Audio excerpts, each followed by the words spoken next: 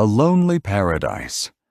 The New Zealand weekend tells you a great deal about this country of 3 million people and 90 million sheep. The first carpenter to land in New Zealand went on strike the moment his feet touched the beach in the 1840s.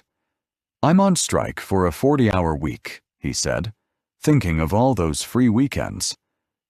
Like so many of the settlers, he was determined not to bring the mistakes of the Old World with him.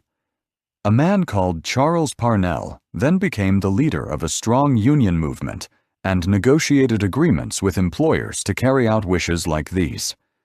By 1900, workers had their free weekend, women had the right to vote, and the foundations of a welfare state had been laid. Many of the settlers were Anglo-Sakson Christians, mostly Protestants, and for them the weekend was equally important. They made sure that Sunday was a day of rest. The Kiwi weekend, the kiwi bird is the national emblem of New Zealand, has not changed much since. The cities are silent, and everything is closed. Christians influence New Zealand life in other ways too. They felt strongly that drinking alcohol was sinful, and in the early days, the country was dry, without alcohol. Until 1968, pubs closed at 6 p.m., and even now, they close at 10 p.m. What is more, hotels are still only allowed to sell alcohol with meals on Sundays. This is remarkable when you think how many hard-living gold hunters came to New Zealand when gold was found in Otago and on the west coast of the South Island in the 1860s, and then stayed on.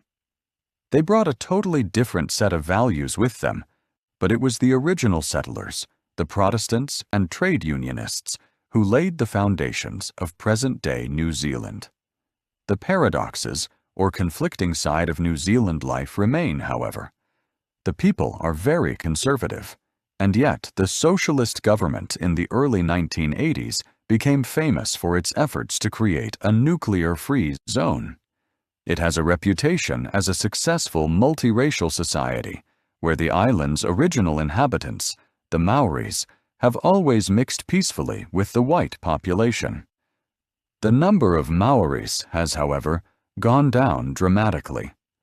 When they started using European arms, tribal wars became a bloodbath, and for them, European illnesses such as measles and the common cold were killers. As the Maoris slowly took to Christianity, their culture and community life suffered too, and they certainly had no say in the setting up of the state. Recently, though, things have improved, and steps are being taken to increase their birth rate and preserve their way of life. The main attraction of New Zealand for visitors, of course, is its scenery. It varies as you move from a subtropical climate in North Auckland to the bleak, cold climate of Stewart Island off the coast of the South Island. In the North Island, there are hot springs and a number of active volcanoes. There have been earthquakes during which whole mountains move and ships suddenly find themselves on dry land. In the southwest of the South Island, there is the Fiordland, where 6,000-foot emerald green mountains plunge vertically down into the deep blue of the sea. A landscape of this kind makes men and women seem very small and insignificant, and also makes communication and travel difficult.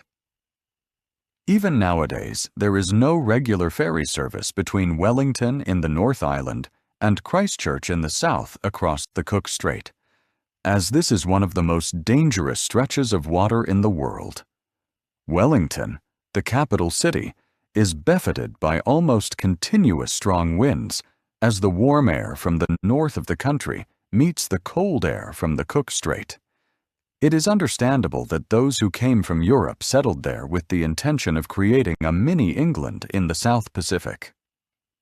White New Zealanders usually enjoy a lifestyle similar to that of the upper classes in England, but now they are beginning to come to terms with a Polynesian culture and question whether they are New Zealanders or merely a group of Europeans who look on Britain as their mother country.